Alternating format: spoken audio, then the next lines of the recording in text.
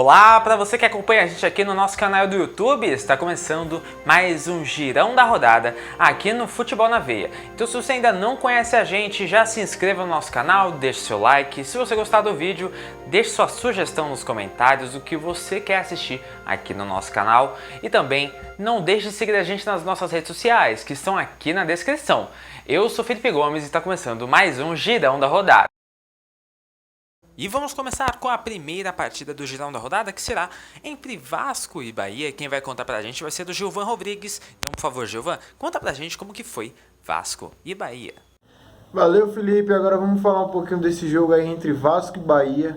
Um jogo que movimentou aí pela parte de baixo da tabela do Brasileirão. Foi um jogo bastante equilibrado. O Vasco, claro, partiu para cima, jogando em casa. Não era de esperar outra coisa. O Bahia aí sem sua principal peça ofensiva, o Índio Ramírez, jogou um pouco mais cauteloso, jogou esperando um pouco mais o Vasco para que pudesse sair nos contra-ataques. Foi um jogo bastante equilibrado, um primeiro tempo onde com poucas chances de gol. A melhor chance aconteceu com o Bahia, após um cruzamento, o jovem Thiago, ele que contra o Sport já perdeu um gol, não vou dizer feito, mas um gol que dava para se fazer. No último jogo também perdeu um outro gol.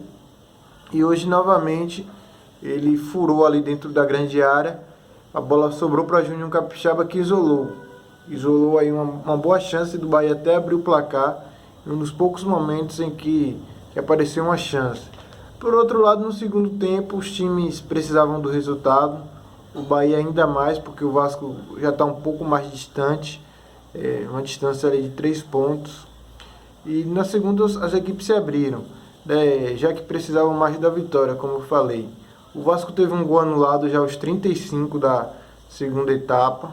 O árbitro anulou ali após perceber que Leandro Castan tinha dado uma entrada violenta no goleiro Douglas. O goleiro Douglas, inclusive, que precisou tomar pontos após o confronto. Foi uma entrada onde Leandro Castan veio no carrinho, o Douglas saiu por baixo. E a sola da chuteira de Castan terminou aí que atingindo o rosto de Douglas. Mas Douglas já está bem, os médicos também já afirmaram que não tem nada de grave com o atleta, apesar de ter tomado os pontos. E aí o gol foi anulado. Dessa forma o Bahia não soube aproveitar, tentou até alguns cruzamentos, mas sem muito perigo aí para a defesa do Vasco. E o jogo terminou 0-0. Para o Bahia foi bom porque o Fortaleza perdeu, então o Fortaleza se manteve aí na zona do rebaixamento, apenas um ponto separando aí os dois times. E hoje o Sport volta a campo contra o Flamengo. Vamos aguardar aí para ver como vai ficar o Bahia. Por outro lado, o Vasco está mais tranquilo, como eu já falei, está um pouco mais acima da zona. Deu uma reorganizada agora com o Vanderlei Luxemburgo e a tendência é que o Vasco consiga nos próximos jogos aí garantir sua permanência na elite. E é isso, volto com o Felipe. Valeu! Obrigado, Gilvan. Agora, vamos com o Victor Bezerra, que vai trazer pra gente como que foi Coritiba e Grêmio. Então, por favor, Victor, conta pra gente como foi um resumo dessa partida, o que rolou. Por favor, é com você. E aí, pessoal, começa falando sobre a 33ª rodada do Brasileirão e eu vou trazer aqui os detalhes da partida que aconteceu agora há pouco, às 4 horas da tarde, entre Coritiba e Grêmio. A partida terminou empatada em 1-1 e esse resultado não agradou a nenhuma das duas equipes. O Coritiba, com o empate, continua na zona do rebaixamento, mais precisamente continua na vice-lanterna da competição, dificultando ainda mais a luta da equipe para sair dessa zona. Já o Grêmio estacionou e ainda pode ser ultrapassado pelo Fluminense ali na luta pelo G4. Agora falando sobre a partida em si, vamos começar falando sobre o primeiro tempo da partida. O Grêmio dominou as ações no primeiro tempo da partida, teve as principais chances, inclusive perdeu 2 gols cara a cara com o goleiro Wilson. O Tassiano e o Jean-Pierre perderam 2 gols claros nesse primeiro tempo da partida E logo, obviamente, quando se tem essas chances perdidas, o pessoal começa a pensar logo, né, naquela coisa de quem não faz, leva.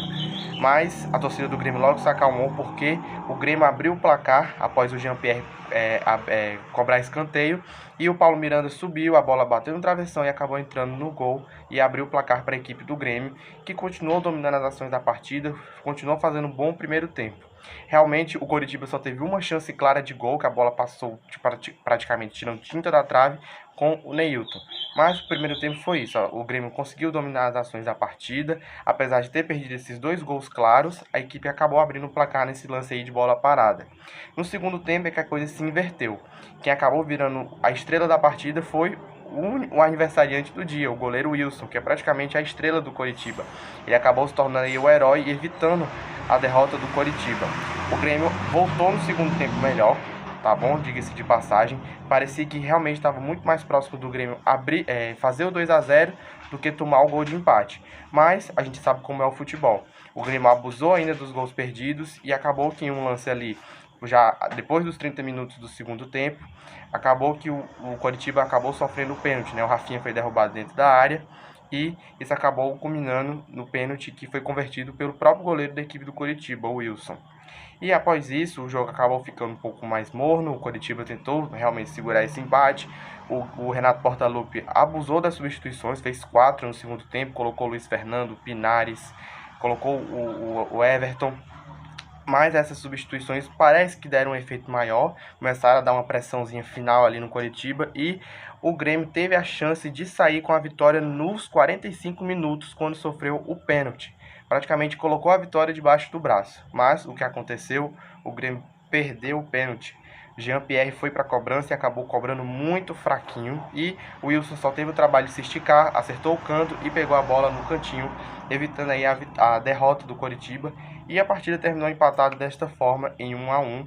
Repetindo, o resultado foi ruim para as duas equipes, ainda mais para o Grêmio, porque teve aí o pênalti no finalzinho da partida e acabou perdendo essa chance, né? Mas o cenário das duas equipes é ruim, justamente por conta de não ter conseguido essa vitória. Repetindo, o Coritiba continua na vice-lanterna da competição.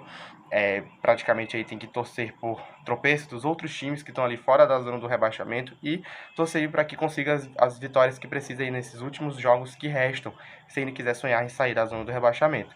Já o Grêmio estacionou ali na 5ª posição e ainda pode ser ultrapassado pelo Fluminense, né, nessa luta aí pelo G4, de acesso direto à Libertadores. Bom, pessoal, esse é o nosso girão de hoje com as informações dessa partida que aconteceu mais cedo, às 4 horas da tarde, pela 33ª rodada do Brasileirão entre Coritiba e Grêmio. Muito obrigado, Vitor. Agora vamos com o Bruno Gabriel, que vai trazer pra gente como que foi a partida entre Atlético Mineiro e Fortaleza. Bruno, é com você, meu querido. Fala pra gente como que foi Atlético Mineiro e Fortaleza. Muito obrigado, Felipe. Olá a você que acompanha o Futebol na Veia, principalmente o girão da rodada. Eu sou Bruno Gabriel e irei falar da partida que ocorreu neste domingo, dia 31 de janeiro de 2021, entre Atlético Mineiro e Fortaleza. Em primeiro lugar, a partida foi válida pela 33ª rodada do Campeonato Brasileiro Série A 2020. O jogo foi disputado no estádio do Mineirão, em Minas Gerais, mando do Galo Doido. As equipes visavam objetivos diferentes com essa vitória.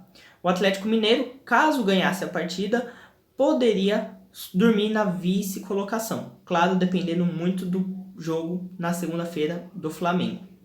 Já o Fortaleza, caso triunfasse no jogo, poderia escapar da zona de rebaixamento. O primeiro tempo, o Galo se impôs como o mandante e assim teve as melhores oportunidades. A primeira delas veio com Arana, que exigiu grande defesa de Felipe Alves, que estava bastante inspirado e fez brilhantes defesas no primeiro tempo. Johan também tentou, mas acabou parando na trave. Pelo lado do Leão do PC, David teve a melhor oportunidade para o Fortaleza, mas acabou parando em Everson. Finalizando ainda a primeira etapa, Eduardo Sacha teve a melhor oportunidade de marcar o gol, mas, novamente, Felipe Alves fez uma grande defesa, praticamente um milagre, fazendo com que o jogo na primeira etapa se encerrasse em 0-0. Na segunda etapa, o Galo novamente veio com maior superioridade e assim achou o gol. Johan cruzou na área e Arana acabou furando a defesa cearense e marcando o primeiro gol da partida. Com o placar aberto, as duas equipes acabaram arriscando mais. E em um chute de fora, a bola acabou batendo no braço do zagueiro do Fortaleza. O árbitro, Leandro Voaden, foi chamado ao VAR e acabou assinalando o pênalti, que foi cobrado por Vargas, que chutou no canto esquerdo, mas o goleiro da equipe do Fortaleza acabou defendendo, mas deu rebote deixando a bola no meio, sobrando livre para Vargas com tranquilidade fazer o 2-0 e ampliar o placar. Ainda teve novamente uma polêmica com o VAR, onde Leandro Voaden foi chamado novamente para assim ver a possível penalidade e marcou em uma falta de Jair em David. David, na cobrança, acabou estufando as traves. A trave esquerda, melhor dizendo. E assim, não abrindo o placar para a equipe do Fortaleza. Com isso, o jogo acabou se esfriando, com um resultado ótimo para o Atlético Mineiro, que, além de se impor, acabou ditando a partida. Com essa vitória, o Atlético Mineiro, provisoriamente, fica com a segunda colocação. Ainda aguarda o resultado de Flamengo e Sport, que acontecerá na segunda, dia 1º. Já o Fortaleza fica com 35 pontos e a primeira equipe na zona de rebaixamento. Os próximos confrontos das equipes, o Galo viaja até Goiânia para jogar contra o Goiás no estádio da Serrinha. Já o Fortaleza segue viagem também, desta vez para Curitiba, onde enfrenta o próprio Coxa no estádio do Couto Pereira. Agora devolvo a bola para o Felipe, para assim passar os respectivos outros jogos da rodada. Um abraço e até a próxima semana. Muito obrigado, Bruno. Agora vamos voltar com o Victor Bezerra, que vai contar pra gente como que foi Internacional e Red Bull Bragantino, a partida entre dois times que estão muito bem no campeonato, Internacional que vem na primeira colocação e o Red Bull Bragantino que vem subindo na tabela. Então, Victor, conta pra gente como que foi a partida entre Internacional e Red Bull Bragantino. Valeu, Felipe. Vamos falar agora sobre a partida do líder do campeonato, o Internacional. O Colorado jogou contra o Bragantino, lá mesmo no Beira-Rio, em Porto Alegre, e conseguiu emplacar aí mais uma vitória no campeonato e agora abre 5 pontos de vantagem para o segundo colocado. O Internacional manteve o padrão de jogo que vinha adotando em algumas partidas dessa sequência que veio fazendo. Se manteve ali no campo de defesa, um pouco ali concentrado no meio de campo para tentar arranjar um contra-ataque. A partida já se imaginava que seria uma partida dura, até porque o Bragantino e o Internacional são as duas melhores equipes aí do retorno, com um dos melhores ataques da competição. E o que aconteceu foi que o Internacional acabou saindo na frente, né? Mesmo com esse estilo de jogo mais reativo. Um gol chorado, o Patrick acabou pegando o próprio rebote da bola após o goleiro do Bragantino espalmar e acabou abrindo o placar lá no Beira-Rio, 1-0 para o Internacional. Mas o Moisés acabou fazendo ali uma lambança, né, no campo de defesa do Internacional e acabou cedendo um empate ainda para o Bragantino, né, ainda no primeiro tempo. Né, o time que, como eu falei, é reativo, sai mais no contra-ataque, e o Bragantino não tem medo de se expor, não tem medo de ficar ali no campo ofensivo, sempre atrás do gol de empate, até que realmente conseguiu empatar a partida. No segundo tempo, o Abel Braga já fez algumas substituições na equipe do Internacional, tentando deixar o jogo mais ofensivo, colocou ali o Rodrigo Lindoso, e o resultado foi que o Internacional até conseguiu arrumar algumas chances, mas foi com um gol de pênalti que a equipe conseguiu ampliar o placar para 2-1. O Internacional acabou, né, fazendo um gol com o Edenilson, e para deixar registrado aqui, o pênalti ele ainda foi revisado pelo árbitro de campo, um pênalti que causou bastante polêmica ali, a bola desviou no braço, né, do jogador do Bragantino, antes de tocar, no caso a bola tocou na barriga do jogador do Bragantino antes de tocar no braço dele, mas o árbitro olhou na cabinezinha do VAR e acabou decidindo que iria dar o pênalti, que acabou sendo convertido, como eu já falei, pelo Edenilson. Mas se engana quem acha que depois disso o jogo ficou tranquilo. Como eu falei, o Bragantino costuma ir para o campo de ataque mesmo, não tem medo de se expor, e foi o que aconteceu. O Internacional continuava se defendendo, o torcedor já estava bastante aflito, o Bragantino sempre no campo de ataque, mas quem garantiu praticamente esse resultado de 2-1 foi o Marcelo Lomba. Ele fez duas defesas incríveis em dois chutes dos jogadores do Bragantino. Dois chutes cara a cara com o goleiro, um do Raul e outro do Ramires. O Lomba fez duas defesas sensacionais que praticamente garantiram aí a vitória do Internacional. Agora, a equipe, como eu falei lá no início, tem 5 pontos de vantagem para o segundo colocado, mas vai ter que secar o Flamengo, que joga somente amanhã contra o Sport. Se o Flamengo ganhar, diminuir essa diferença aí para 3 pontos. Caso o Flamengo tropece, né, essa diferença vai continuar aí de 5 pontos para o segundo colocado. Já o Bragantino acabou caindo em algumas posições, agora é o 13º colocado. Caso tivesse ganho, estaria ali colado nos times que até disputam, né, a pré-Libertadores. Volto com você, Felipe. Obrigado novamente, Vitor.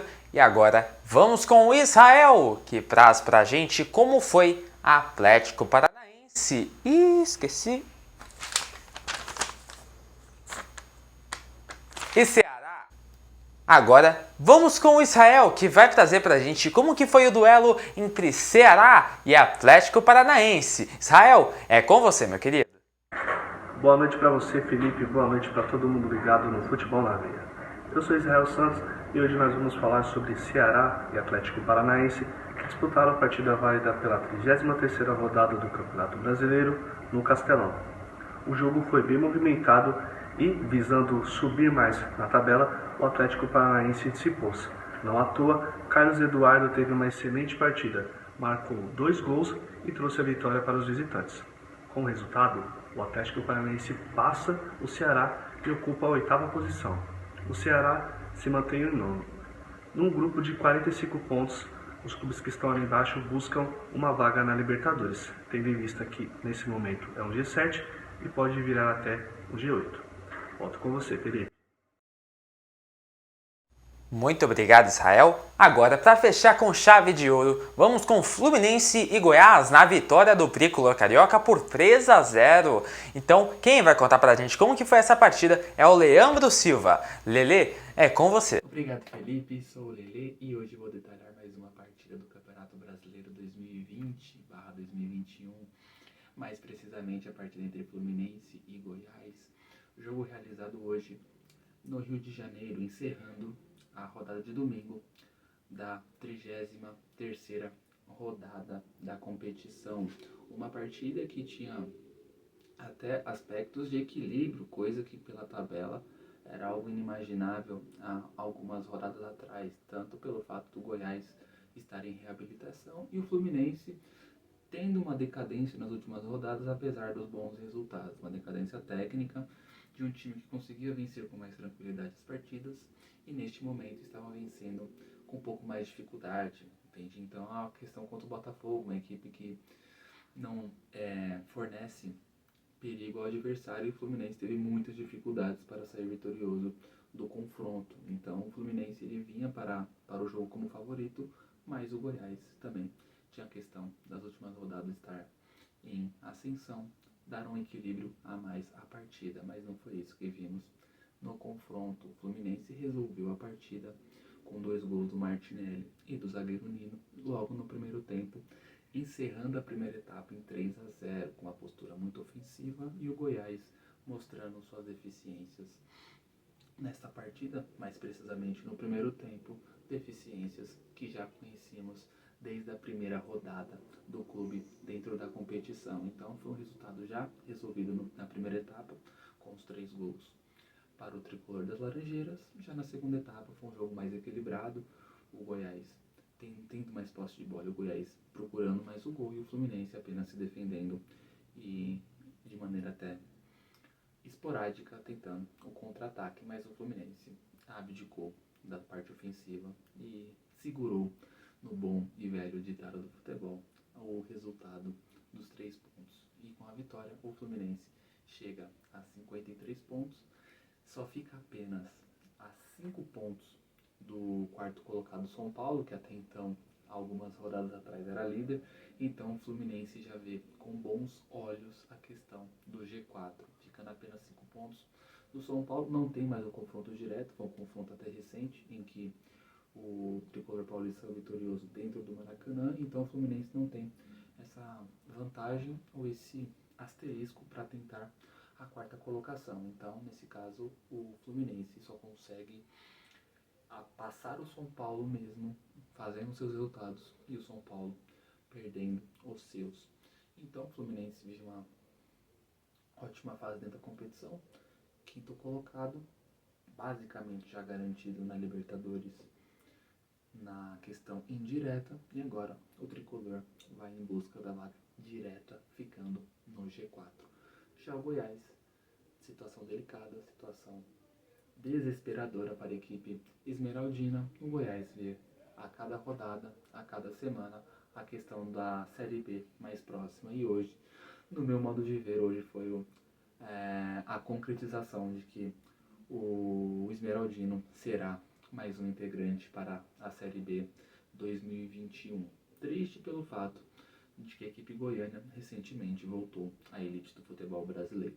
Então é isso, 3-0 para o Fluminense. Sou o Lelê, direto do Girão FNV.